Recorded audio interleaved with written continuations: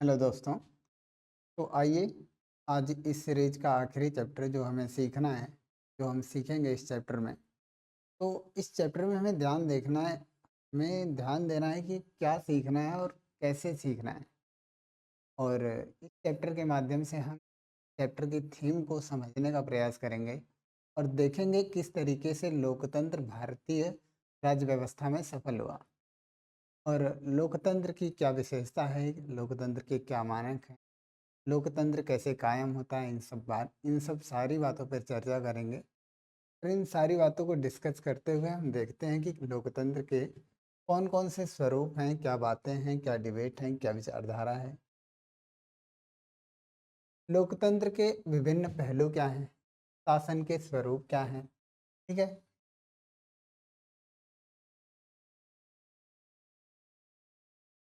शासन के स्वरूप क्या हैं, आर्थिक कल्याण कैसे होगा, समानता कैसे आएगी और सामाजिक जो अंतर है वो कैसे मिटेगा। सारी बातों पर हमारा ध्यान जाएगा और इसके माध्यम से हम लोकतंत्र की आत्मा को देखने का प्रयास करेंगे कि किस तरीके से लोकतंत्र को बचाए रखने का प्रयास किया जाए। ठीक है। तो अगली स्लाइड में देखते हैं। ये है कल्चरल डाइवर्सिटी का एक एग्जाम्पल है जो सांस्कृतिक विविधता को दर्शाता है। सांस्कृतिक विविधता क्या होती है? अब इस फिगर में जो आप इस सामने देख रहे हैं, ये लिखा हुआ है वर्ड नमस्ते। क्या लिखा हुआ है? नमस्ते। नमस्ते वर्ड को इंग्लिश में लिखा गया है हेलो। और इसी तरीके से अलग अलग वर्ड में बस इसी बात को आपको आपके सामने रखा गया है कि कैसे हेलो लिखते हैं। यानी हेलो कोई प्रॉब्लम नहीं है लोकतंत्र के लिए, ये नमस्ते कहना कोई दिक्कत नहीं है। तो अगर भाषाई विविधता है तो लोकतंत्र के लिए खतरा है, ऐसा कोई मानक नहीं है लोकतंत्र का। लोकतंत्र को विविधता के साथ आसानी से चलाया जा सकता है। हालांकि देखेंगे कि किस तरीके से इसके मध्य सामंजस्य और संतुलन स्थापित किया जाएगा। तो लोकतंत्र के परिणाम का मूल्यांकन कैसे करें? लोकतंत्र के परिणाम का मूल्यांकन कैसे करें? कैसे पहचानें कि लोकतंत्र क्या है, लोकतंत्र की सीमाएं क्या हैं, लोकतंत्र के मानक क्या हैं और लोकतंत्र के क्या कैरेक्टरिस्टिक्स हैं जिससे हम कह सकें, दावा कर सकें कि ये लोकतांत्रिक प्रक्रिया है। नागरिकों में समानता को बढ़ावा देना, ये लोकतंत्र का उद्देश्य होना चाहिए। ठीक है।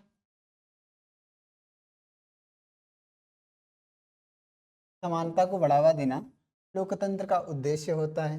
व्यक्ति की गरिमा को बढ़ावा देना, गरिमा मतलब सम्मान, यानी प्रत्येक व्यक्ति को उसकी गरिमा का सम्मान मिलना चाहिए, यानी उसके स्टेटस को प्रोटेक्ट करना चाहिए। ये किसकी जिम्मेदारी होगी? राज्य की, यानी लोकतांत्रिक राज्य की बात होगी। ठीक है। इसमें फैसलों में बेहतरी आती है। फैसले लेने में बेहतरी कैसे आएगी? फैसले लेने का अधिकार किसी एक इंडिविजुअल या किसी एक व्यक्ति का नहीं होगा, बल्कि फैसले सामूहिक होंगे और सामूहिक होंगे, विधि के शासन के माध्यम से होंगे, लोकतांत्रिक प्रक्रिया के माध्यम से होंगे। इसलिए संभावना है कि लोकतंत्र में व्यक्ति की गरिमा का सम्मान किया जाएगा और उसे उचित प्रतिनिधित्व दिया जाएगा। ठीक है। टकरावों को टालने और संभालने का तरीका होता है। टकरावों को टालने और संभालने, जो टकराव होते हैं लोकतांत्रिक प्रक्रिया में, ये आत्मा बनकर काम करते हैं, यानी असहमति लोकतंत्र की आत्मा है। और असहमति नहीं है तो लोकतांत्रिक प्रक्रिया को सफल माना जाए या असफल, ये एक चुनौती की बात है। लेकिन असहमति लोकतंत्र में क्या है? लोकतांत्रिक प्रक्रिया को मजबूत बनाती है। इसमें गलतियों को सुधारने की गुंजाइश होती है, यानी गलती तो हो सकती है, लेकिन गलती को सुधारने की गुंजाइश जिस प्रक्रिया में होती है, जिस शासन में होता है, वो है लोकतांत्रिक प्रक्रिया। बल्कि और अदर जो व्यवस्थाएं हैं, जो जैसे कि राजशाही, जैसे कि सामंतवादी प्रणाली, इन सारी प्रणालियों में कहीं ना कहीं सुधार करने की प्रक्रिया बहुत स्लो है। तो लोकतांत्रिक प्रक्रिया में जो एक गुंजाइश है गलतियों को सुधारने की, ये काफ़ी प्रभावपूर्ण है। देखते हैं कि ये कुछ जो इस एनसीईआरटी के सारे चैप्टर्स में जो फिगर दिए गए हैं, जो कार्टून दिए गए हैं, उनका एक अपना अलग महत्व है। और इन महत्व को देखते हुए हम देखते हैं कि इन कार्टून्स का क्या मतलब है? तो इसमें लिखा हुआ है, क्या मैडम लिंगदोह की कक्षा में हम इन्हीं निष्कर्षों पर पहुंचे थे। मुझे कक्षा इसलिए बहुत पसंद आई क्योंकि बच्चों को बने बनाए निष्कर्ष नहीं बता दिए गए थे। ठीक है, बने बनाए नियम जो होते हैं वो लोकतांत्रिक प्रक्रिया का प्रतिनिधित्व नहीं करते। यानी लोकतांत्रिक प्रक्रिया में कुछ बातें ऐसी होती हैं जो नहीं लिखी होती हैं, लेकिन लोकतांत्रिक प्रक्रिया की जो बात सुनिश्चित होती है, पहले से निश्चित होती है, वो होता है सीमित शासन, संविधानवाद और उत्तरदायी शासन की प्रक्रिया के माध्यम से इस लोकतांत्रिक प्रक्रिया का शासन चलाया जाता है। तो इसका इस कार्टून का मतलब काफ़ी महत्वपूर्ण है। और ये कार्टून जो आपके सामने दिख रहा है, इसमें एक प्रश्न किया गया है कि क्या विविध प्रकार के दबाव झेलना, तरह तरह की मांगों को संतुष्ट करना ही लोकतंत्र है। तो दबाव झेलना और तरह तरह की मांगों को संतुष्ट करना ही लोकतांत्रिक प्रक्रिया का लक्षण है, ऐसा सवाल किया गया है। तो हाँ, आंसर है हाँ। अगर असहमति है कोई बात नहीं, असहमति और मांगों को संतुष्ट करना ही क्या है, लोकतंत्र है। और जब तक इसे हम संतुष्ट नहीं कर पा रहे हैं तब तक लोकतांत्रिक प्रक्रिया कितनी सफल है असफल है, यह कहना एक चुनौतीपूर्ण कार्य है। क्या अब उत्तरदायी शासन क्या होता है, जिम्मेदारी क्या होती है और वैध शासन क्या होता है, ये सारी प्रक्रियाएं लोकतांत्रिक प्रक्रियाओं की विशेषता है और इसी के माध्यम से लोकतांत्रिक शासन का संचालन होता है। तो क्या लोकतांत्रिक सरकार कार्यकुशल होती है? कार्यकुशल होती है। क्या यह प्रभावी होती है? ये क्वेश्चन काफ़ी महत्वपूर्ण है। तो लोकतंत्र के सामने कई ऐसी बातें होती हैं जिसको वो डील कर लेता है। कुछ ऐसी बातें होती हैं जो लोकतंत्र के सामने एक चुनौती बनकर सामने आती हैं। अब ऐसा कह देना कि लोकतंत्र हर मर्ज की दवा है, ये भी ठीक नहीं है। लेकिन हाँ, उन लगभग सारे मर्जों की दवा तो बन ही जाता है लोकतंत्र, मैक्सिमम जो समाज में विद्यमान है। और ऐसी कोई प्रणाली मौजूद नहीं है लोकतांत्रिक प्रक्रिया के अलावा जो इस तरीके से अपनाई जा सके। तो नोट करने वाली क्या बात है, अलोकतांत्रिक सरकारों को विधायिका का सामना नहीं करना पड़ता। ठीक है, और उन्हें बहुसंख्यक या अल्पसंख्यक के नज़रिए का ख्याल भी नहीं रखना पड़ता। बहुसंख्यक और अल्पसंख्यक क्या हैं? बहुसंख्यक वो जो समाज में क्या है, सबसे ज़्यादा लोग हैं। हाँ, और अल्पसंख्यक क्या हैं, जो माइनॉरिटी हैं, कम लोग हैं। यानी हिंदू भारत में क्या है, बहुसंख्यक है, बहु बहुसंख्यक। बाकी मुस्लिम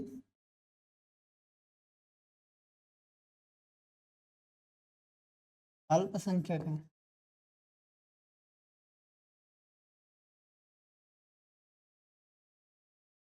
ऐसे ही अन्य धर्म जैसे कि सिख,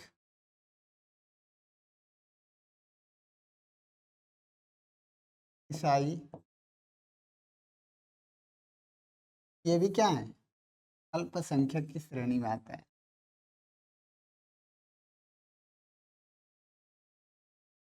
ठीक, तो इन सारी तो क्या लोकतांत्रिक प्रक्रिया में जो अल्पसंख्यक हैं उनको खतरा है बहुसंख्यक से, इसे लोकतंत्र कह सकते हैं?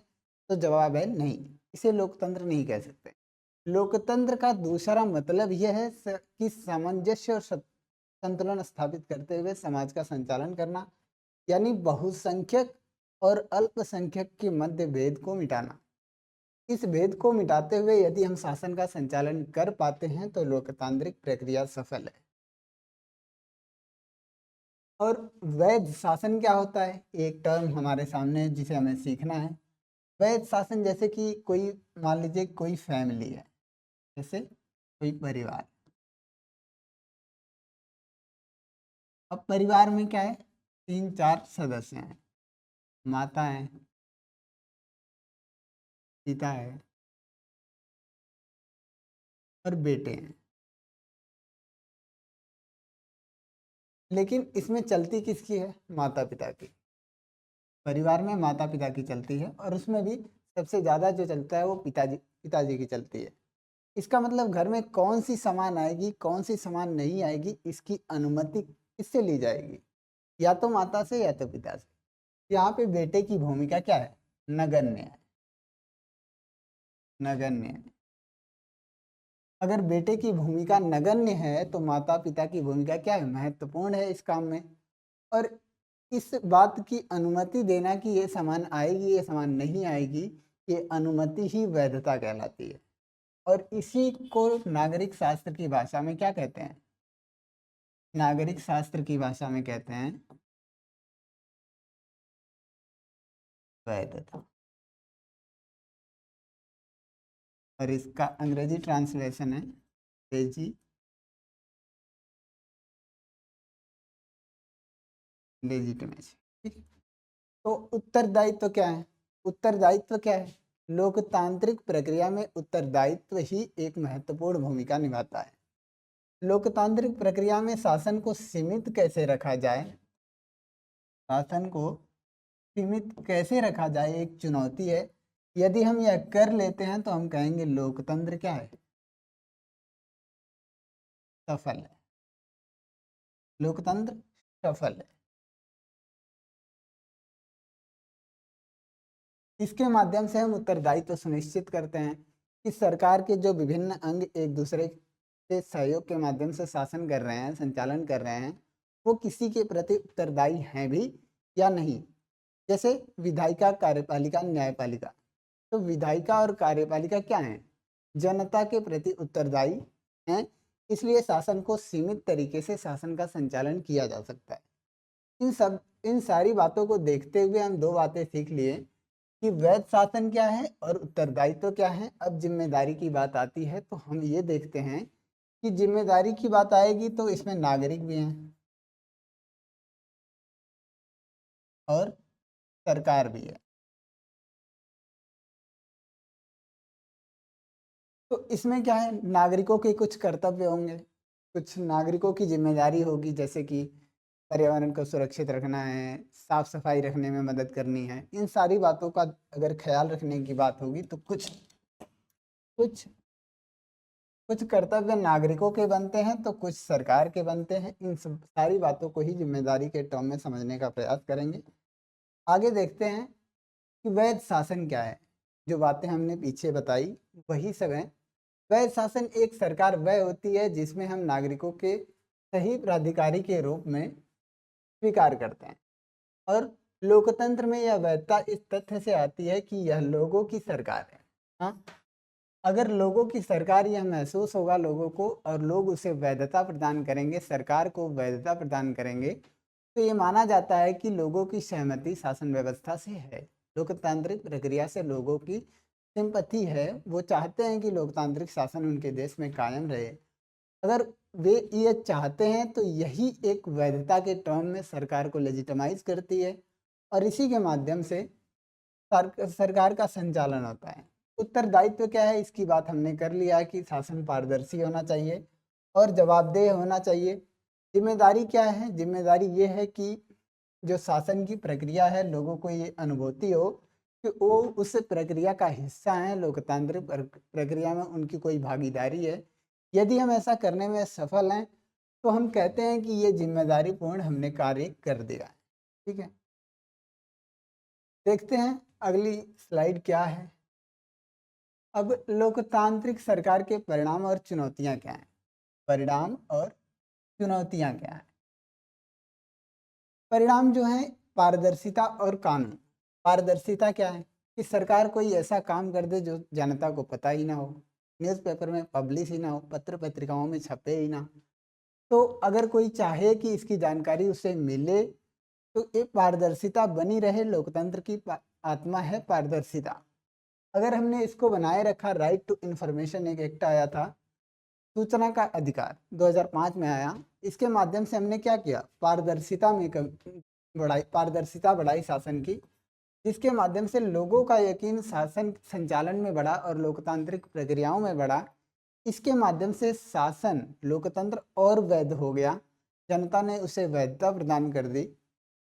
अब एक वैध सरकार कानूनों और नियमों की एक प्रणाली के तहत काम करती है। इसमें जवाबदेही के लिए एक अंतर्निहित तंत्र होता है। जवाबदेही के लिए ये की टर्म है, जिससे पारदर्शिता के रूप में जाना जाता है और नागरिकों को यह जानने का अधिकार होता है कि निर्णय कैसे लिए जाते हैं, जो अक्सर गैर लोकतांत्रिक प्रणाली में नहीं होता है। ठीक है, गैर लोकतांत्रिक। पारदर्शी सरकार होती है लोकतंत्र में, लेकिन अलोकतांत्रिक सरकार जहाँ पे राजशाही होती है, जहाँ पे कोई और फॉर्म की गवर्नमेंट होती है, तो वहाँ पे क्या होता है, वहाँ पे उत्तरदायित्व तो सुनिश्चित हो, ऐसा कुछ नहीं होता है। संभावित चुनौतियाँ क्या हैं? पाठ में स्वीकार किया गया है कि लोकतांत्रिक सरकारें अपनी वैधता के बावजूद कभी-कभी अपने निर्णय लेने की प्रक्रियाओं में अकुशल और धीमी हो सकती हैं। ठीक है, इसमें भ्रष्टाचार की निरंतर समस्या बनी रहती है। अब एक प्रक्रिया जो आती है प्रोसीजर की, जो काफ़ी धीमी मानी जाती है लोकतांत्रिक प्रक्रिया में। पहले इसे विधायिका से गुजरना पड़ता है, लॉज को संसद में पास करवाना पड़ता है, फिर कार्यपालिका उसे रेगुलेट करती है और उसके बाद में क्या करती है, न्यायपालिका उसे चेक करती है कि वैध है, नहीं है, कहीं संविधान का उल्लंघन तो नहीं है, किसी के मूल अधिकार का हनन तो नहीं हो रहा। इन सारी बातों को चेक करते हुए एक लंबा समय लग जाता है और माना जाता है कि लोकतांत्रिक प्रक्रियाओं में फैसला लेना कोई आसान बात नहीं है। तो इन इसे एक धीमी प्रक्रिया मानी जाती है, जबकि एक राजशाही में निर्णय लेने की प्रक्रिया किसी एक व्यक्ति के हाथ में होती है, तो माना जाता है कि one party system multi party system से क्या है, एक अलग तरीके से डेवलप करता है, काफ़ी तीव्र तरीके से विकास करता है वन पार्टी सिस्टम। ये स्लो डाउन देखने को मिलता है। वैश्विक समर्थन क्या है? दस्तावेज एक महत्वपूर्ण परिणाम पर प्रकाश डालता है, लोकतंत्र के लिए व्यापक समर्थन। यहाँ तक कि बिना लोकतांत्रिक सरकारों वाले देशों में भी लोग अपने चुने हुए प्रतिनिधियों द्वारा शासित होना चाहते हैं एक वैध सरकार के लिए। यह इच्छा अपने आप में लोकतंत्र की एक शक्ति का परिणाम है। ठीक है, इन सब बातों को देखते हुए आगे बढ़ते हैं और देखते हैं कि पाकिस्तान को छोड़कर हर जगह लोकतंत्र को तानाशाही के ऊपर वरीयता दी जाती है। ये देखा जाएगा और इसमें देखते हैं कि दक्षिण एशिया में जो है, जो कुछ लोग हैं, ये सेंसस है, जो अपने ही देश के लिए लोकतंत्र की उपयुक्तता पर बहुत कम लोगों को संदेह है। हाँ, एशिया में जो कुछ लोग हैं जो एशिया में मानते हैं कि लोकतंत्र अच्छा है, ऐसे बहुत अच्छा है। तो एशिया में ऐसे लोगों की संख्या क्या है, ये ब्लू कलर से दिखाई गई है और उपयुक्त है ऐसा 88। इनको मिला के 88% लोग हैं जो लोकतांत्रिक प्रक्रिया से सहमति जताते हैं। ठीक है, भारत भी इनमें से 92% में है। तो ये आप फिगर आउट कर लेना। लोकतंत्र के लिए भरपूर समर्थन जो मिला हुआ है दक्षिण एशिया से 94%। ठीक है, श्रीलंका से 98%। ये सारे आंकड़े दर्शाते हैं कि लोकतांत्रिक प्रक्रियाओं में लोगों का विश्वास बना हुआ है। हालांकि इसको बनाए रखने में चुनौती सामने मौजूद है, लेकिन फिर भी कह सकते हैं कि ये एक बेहतर विकल्प है। और लोकतंत्र बेहतर हो, ये आप देख लेना जो भी है। अब आर्थिक समृद्धि और विकास कहाँ पे ज़्यादा हुआ, किस किन देशों में ज़्यादा हुआ, क्या लोकतांत्रिक सरकारों वाले देशों में ज़्यादा हुआ, ये कहना बड़ा विवादास्पद विचार है। फिर भी आपके कोर्स के अनुसार अगर हम 1950 से 2000 के बीच के सभी लोकतांत्रिक शासनों और तानाशाहियों के कामकाज के तुलना करें, तो पाएंगे कि आर्थिक समृद्धि के मामले में तानाशाहियों का रिकॉर्ड क्या है, बेहतर है। आर्थिक समृद्धि के मामले, आर्थिक विकास के मामले, यानी अमेरिका जो लोकतांत्रिक देश हैं और जो तानाशाही देश हैं, लोकतांत्रिक सरकार थोड़ी आर्थिक विकास में पीछे है। आर्थिक विकास कई कारकों, मसलन देश की जनसंख्या के आकार और वैश्विक स्थिति, अन्य देशों के सहयोग, देश के द्वारा तय की गई आर्थिक प्राथमिकताओं पर निर्भर करता है। हाँ, तो कई फैक्टर होते हैं जो आर्थिक विकास में अपना योगदान देते हैं। हालांकि ये कहना कि लोकतांत्रिक प्रक्रिया आर्थिक विकास में बाधा है, संभव नहीं है। इसके कई मानक होते हैं और क्या मानक होते हैं इसकी चर्चा हम आगे करेंगे। जैसा कि देखते हैं कि ये धनिकों के पास सबसे ज़्यादा धन है लोकतंत्र में भी, और रिपोर्ट है ये 2025 से 26 की। इसमें दिखाया गया है इस कार्टून में कि ये जो हट्टा कट्टा आदमी दिख रहा है, काफ़ी बॉडी बिल्डिंग दिख रहा है। तो ये ये एक ही आदमी क्या है, ऊपर वाला पार्ट जो सर से लेके सीने से ऊपर का पार्ट है ये काफ़ी मोटा दिख रहा है। इसका मतलब ये धनी है, काफ़ी धनी लोग हैं। और ये बीच के जो पार्ट हैं ये काफ़ी गरीब लोग हैं, बीच की मिडिल क्लास है। और जो ये पैर दिख रहा है पतला सा, ये गरीब लोग हैं।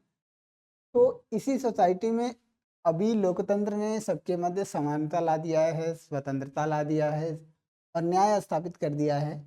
ऐसा कहना तर्कसंगत नहीं होगा, लेकिन फिर भी रिपोर्ट है, आप इसे पढ़ें और देखें कि किस तरीके से आपके समाज में विषमता बनी हुई है और इस विषमता को सॉल्व करने के लिए आपके क्या प्रयास हैं। विषमता,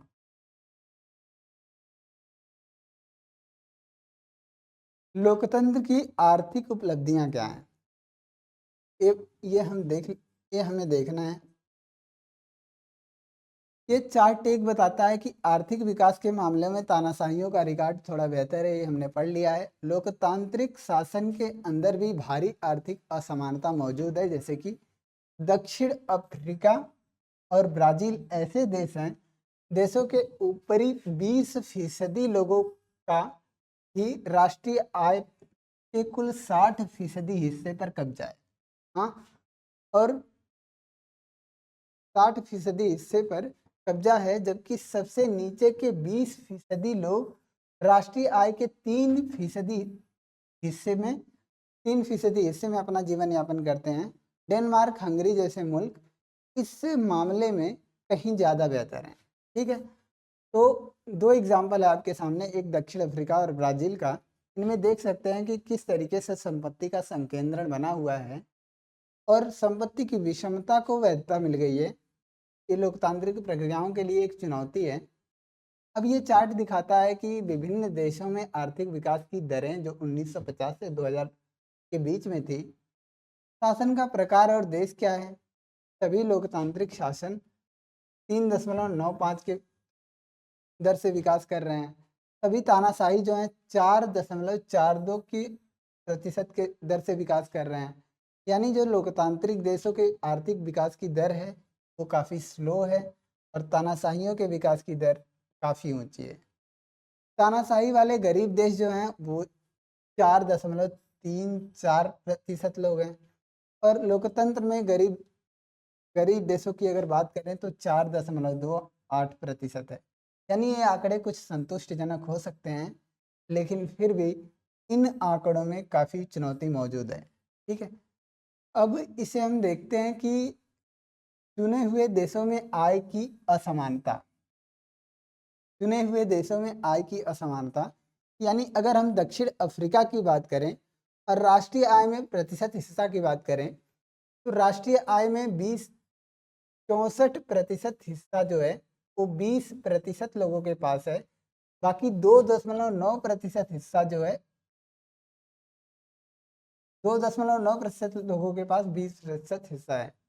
तो इसको इस चार्ट को आप देखिए कि किस तरीके से विषमता मौजूद है इन देशों में, और यहाँ पे लोकतांत्रिक शासन होने के बावजूद एक समस्या बनी हुई है। तो इनको देखते हुए आप प्रयास करें कि इनको समझें और अपने उत्तर को बेहतर बनाएं। ये एक फिगर है जो बात करता है लोकतांत्रिक प्रक्रिया में, और देखें कि किस तरीके से लोकतंत्र में कई मांगें उठती हैं, विभिन्न मांगें उठती हैं और इनका समाधान कैसे किया जाता है, कैसे किया जाए, इसकी चुनौती मौजूद है।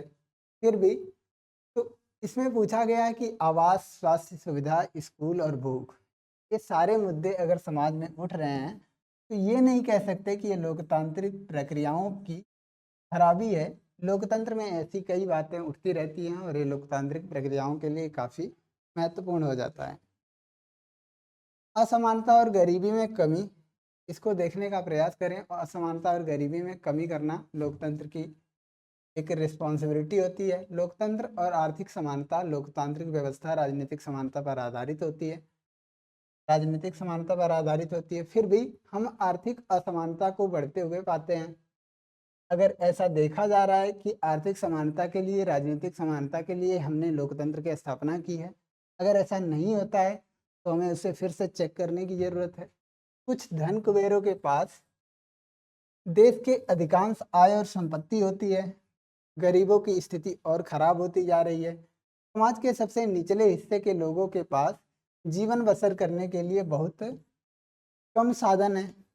उन्हें अपनी बुनियादी ज़रूरतें भोजन, कपड़ा, मकान, शिक्षा, इलाज पूरी करने में मुश्किल आती है। ये सारी बातें बनी हुई है सरकार और गरीबी। ये गरीबी की आवाज़ का एक रिप्रेजेंटेशन है। वास्तविक जीवन में लोकतांत्रिक सरकारें आर्थिक असमानता को कम करने में ज़्यादा सफल हो पाई हैं, हो नहीं पाई हैं। कई देशों में स्थिति और भी खराब है, जहाँ बड़ी संख्या में आबादी गरीब रहती है। ये गरीब देश अपनी खाद्य ज़रूरतों के लिए भी अमीर देशों पर निर्भर हैं। तो निर्भरता ही लोकतंत्र का प्रतिनिधित्व नहीं करती है। लोकतंत्र में आत्मनिर्भर बनना है और आत्मनिर्भर बनते हुए हमें सीमित शासन का संचालन करना है और जनता के लिए काम करना है, जनता के द्वारा काम करना है, जनता के हित में काम करना है। यही लोकतंत्र है। ये आप देख लेना क्या क्या है।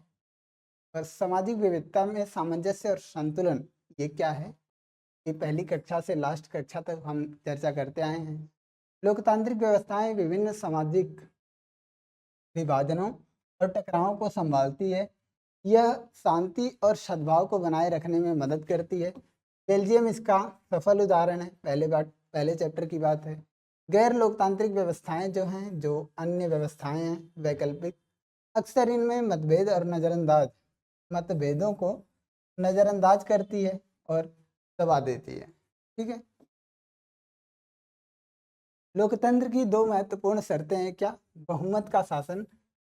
बहुमत का शासन केवल राय का शासन नहीं है। ठीक है। लोकतंत्र में बहुमत को हमेशा अल्पमत का ध्यान रखना चाहिए। ठीक है।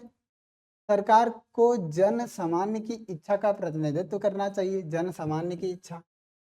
और बहुमत और अल्पमत की राय को अस्थाई अस्थाई नहीं होती।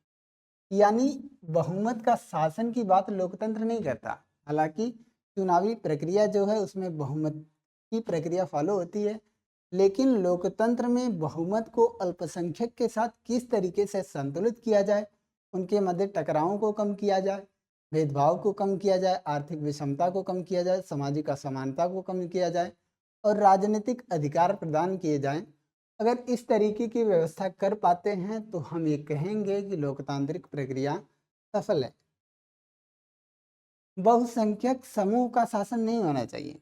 ये बातें हमने पहले भी चर्चा कर ली कि बहुमत के शासन का मतलब किसी एक धर्म, नस्ल और भाषाई समूह का शासन नहीं है। हर व्यक्ति को किसी न किसी अवसर पर बहुमत का हिस्सा बनने का मौका मिलना चाहिए और अगर किसी को जन्म के आधार पर बहुमत का हिस्सा बनने से रोका जाए तो वह लोकतांत्रिक शासन को समावेशी नहीं रहता। अगर जन्म के आधार पर, लिंग के आधार पर भेदभाव किया जाता है तो लोकतंत्र को समावेशिता के रास्ते पर नहीं ले जाया जा सकता। अगर ऐसा नहीं किया जा सकता तो यह लोकतांत्रिक प्रक्रिया नहीं है। ठीक है। अब इसके माध्यम से देखें कि आपके कहने का मतलब है कि सिर्फ इतना कि लोकतंत्र में हम इस बात का पक्का इंतजाम कर देते हैं कि लोग एक दूसरे का सिर न फोड़ें और सद्भाव और स्थिति नहीं हुई। क्या हम इतने इतने भर में संतोष कर लें? तो सामंजस्य और संतुलन स्थापित करना ही लोकतंत्र की मूल आत्मा है और इसे देखने का प्रयास करेंगे कि इसमें किस तरीके से संघर्ष हो रहा है और इस फिगर में किस तरीके से हेल मेल करके शासन का संचालन किया जा रहा है। अब आगे की स्लाइड फॉलो करते हैं और गरिमा और आज़ादी की बात करते हैं। अगला टॉपिक है गरिमा क्या है।